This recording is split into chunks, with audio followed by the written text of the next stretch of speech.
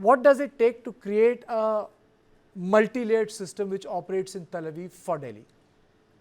Very nice question. Thank you for calling me to your important channel and discussing such issues, which are of very vital nature to us. Delhi being the capital of India, most embassies are located here. It's a place of pride for us, and we are very sensitive because it is also the political seat of power. You remember 2001 attack? We nearly went to war with Pakistan on that.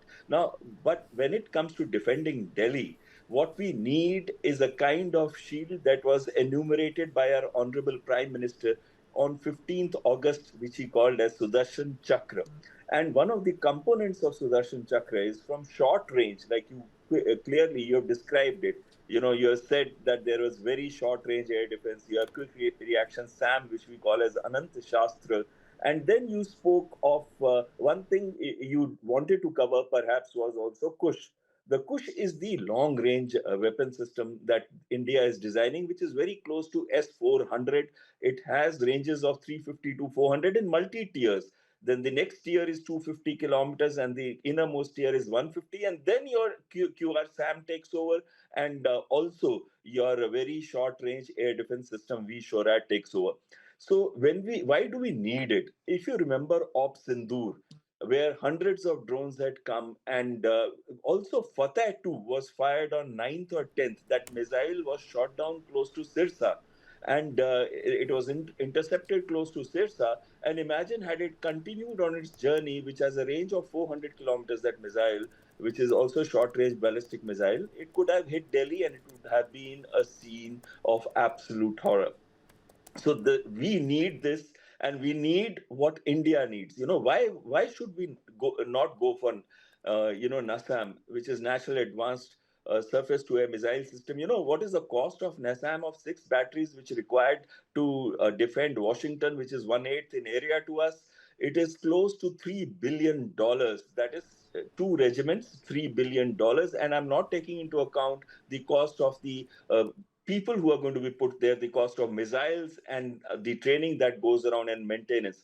So we needed an Indian system, and we are designing Kush for that, and followed by the QR SAM and followed by MR SAM. The second thing is that the kill switch we keep talking of, when we buy a foreign system, we are prone to strategic coercion, and it can easily take place like the Americans have done with Turkey, that if you buy S-400, then we are not going to give you F-35, or with Pakistanis earlier with the F-16s.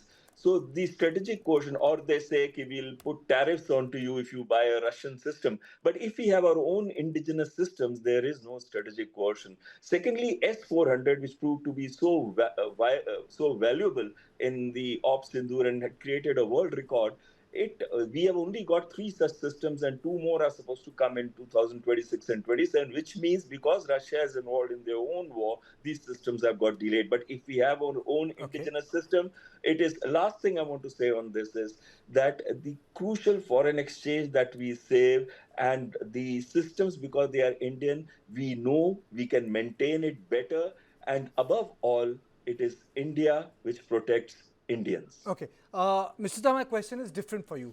The world has seen that ability to continuously produce cheap weapon systems is the way to the future, something which we are watching in Ukraine.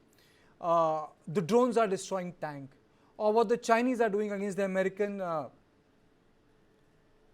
aircraft carriers. Their intermediate missiles are threatening the big aircraft carriers. So is there a way to tackle those cheap drones? Because, Iron Dome also got almost overwhelmed. Secondly, the missiles were far more expensive than the rockets that Hamas was firing. Absolutely. Look, when we are talking of the air defense, gone are the days when the standard air defense system, what all that you named, and that used to protect all those cities that you have named, is no longer, impenetrable. Look, Tel Aviv, look, Moscow, they have been penetrated in spite of them having Iron Dome, Ironclad, or some other systems, as well as Moscow having the layers of defense, air defense things. They have been penetrated. So nothing is impenetrable today. And there is one big warning for the entire world as far as the air defense system goes. Keep an eye onto the drone system, the way the rapidity of the drone systems to penetrate within the enemy's territory or the other's territory is going on. It is going to be a major challenge for any air defense system today in the world.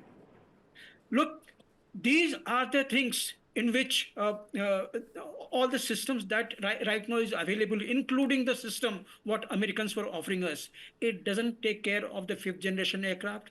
It doesn't take care of the radar penetrating, radar impermissible, radar scope. Which is unable to find those drone systems. It is unable to detect that. So what do? You leave it there. Second thing, the way the drone system and the technology is proliferating right now and advancing, you continue to upgrade our system, whatever is the system. So if you buy anything from America, those things have been designed nearly 10 years back, have been produced 5 years back or 4 years back. It will be coming to us with 15 years of the gap that is there. So gone are the things. And secondly, you can't trust Americans. Look what they are doing with our Tejas.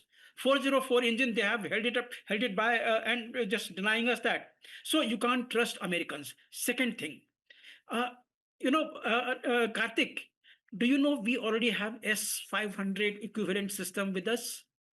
Very few people know. Look, S-500 got one advantage over S-400 is that it can strike up to, it can prevent any entry of the ballistic missiles up to 180 odd kilometers above surface level. What is our Prithvi air defense system, Prithvi 1, Pradyumna air defense system? What is it? It protects our territory 180 kilometers above the surface of the earth. Another system, that is the advanced air defense system called Ashwin. It protects anything up to about 4.5 Mach of the speed, up to a range of about 40 kilometers above the sky. So now you combine. Air Commodore has already told you about the quick reaction and the medium range missiles. There is one more asset we have got very few people know.